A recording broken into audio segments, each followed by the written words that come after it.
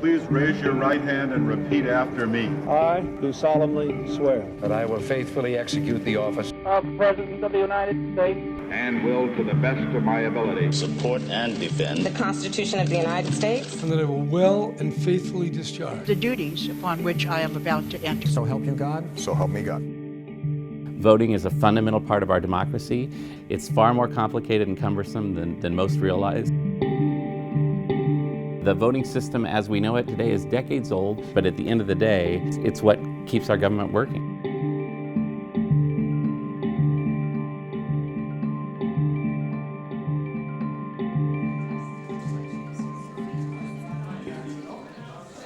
Where this started was a desire to create a voting experience that has the ability to measure up to the significance of voting. And I think what we're going to do here is take that to a whole nother level.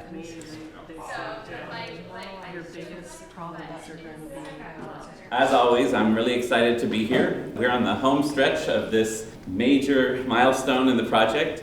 And you all are the reason for that, because of the people that we've brought together to make sure that we get this right.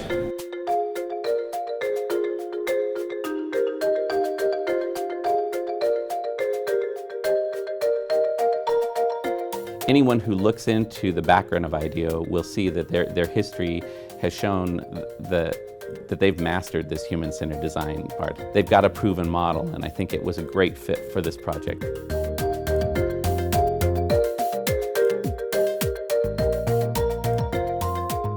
What we're doing in Los Angeles County is incredibly revolutionary, and Dean is taking a major risk.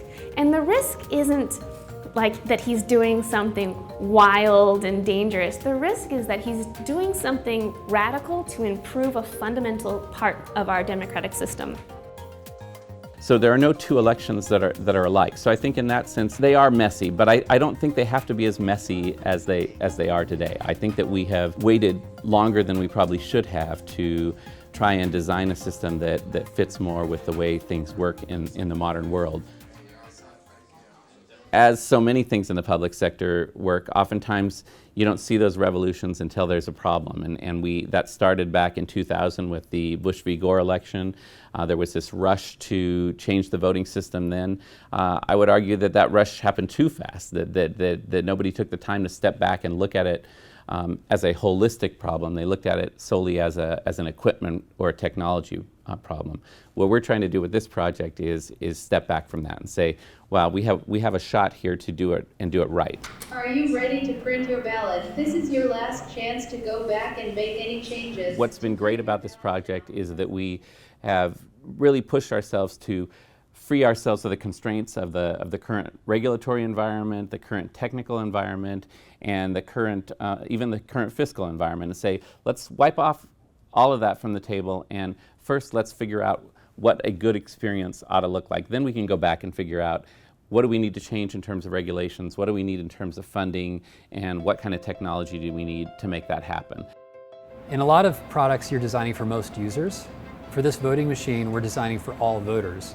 And when you take a human-centered approach, that clarifies a lot, because you know that what you're first trying to do is make the experience work for humans.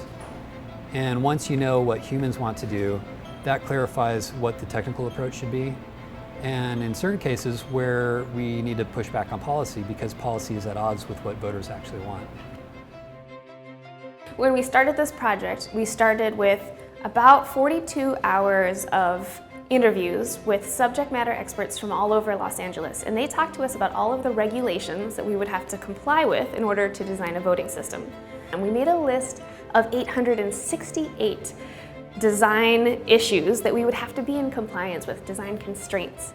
We honestly thought there is no feasible way to get through all of the constraints of this project. Some of them are going to have to fall by the wayside, some community is going to lose. Yeah, let's try a little bit bigger. You're doing really well.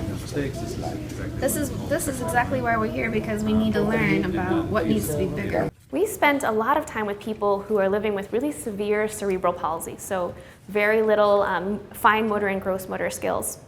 And what was the most easy thing for them to use to vote? A touchscreen. So we found all of these moments where the same tool worked for incredibly disparate communities, and one simple, easy design actually made the whole thing more delightful for everyone. When you take the needs of somebody who has access challenges and you figure out a solution to make voting easier for them, oftentimes that also makes voting easier for everybody. One of the things I think that is different about this project is that we were focusing very closely on certain types of users whose access challenges were not well served by the typical way that you would approach with the touchscreen voting. And we put a lot of effort into making an experience that works great for them. Is it very important for me to vote? Absolutely. If we don't vote or exercise our democratic muscle, it's going to atrophy. So, challenges. Can I get in here? Maybe. Excuse me. Pardon me. Do you have Inca vote? Accessibility, I think, is probably the best example, because people with multiple types of disabilities are all going to be able to vote, not on some special piece of equipment where they have to go to a separate corner of the polling place and vote and kind of be on display themselves, but they can go to any device, and that device will adapt to the individual needs of that voter. And I think that's going to fundamentally change voting. When people go to vote, they don't expect the situation to be perfect. They don't expect it to be like Disneyland, but they do expect to see that our voting machine and our voting system has been sensitive enough to consider some of the really simple human truths about Los Angeles. For example, it should be multilingual like Angelinos are. It should fit people of all sizes like Angelinos are. It should work for someone who's 18, it should work for someone who is 118.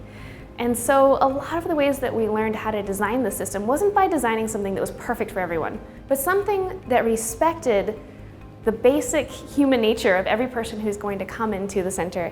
And I think that people really recognize when you've taken the time to design something for them. We're trying to do this in a manner that results in a publicly owned, publicly operated system.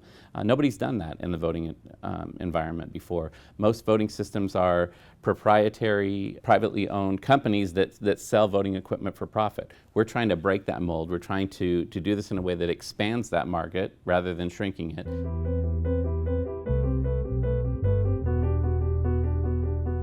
One of the fundamental principles of our project was designing for modularity.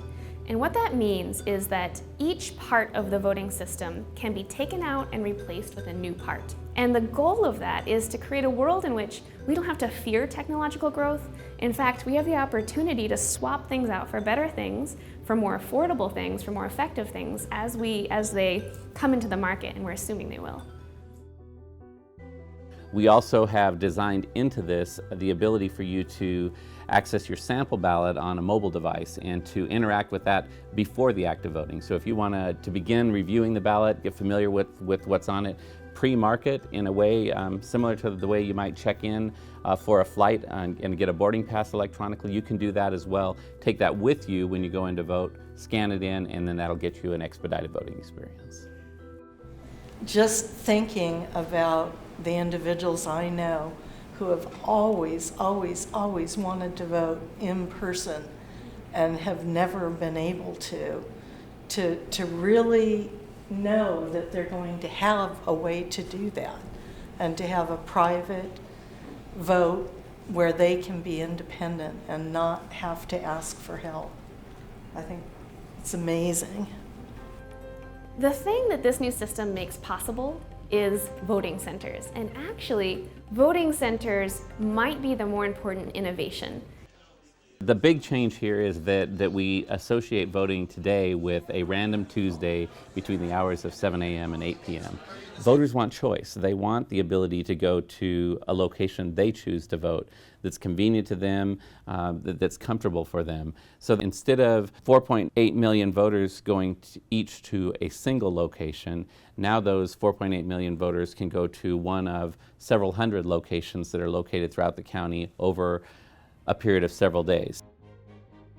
Yeah, I think there is a lot of pressure on this project. There are a lot of people waiting to see what happens here. You know, it's a process that should always be improved, so I don't think you ever get to the ultimate solution, and I think I like that. I like the challenge of that, of how can we make it better, how can we continue to respond to the needs of voters, and be sure that everyone has the opportunity for their voice to be heard.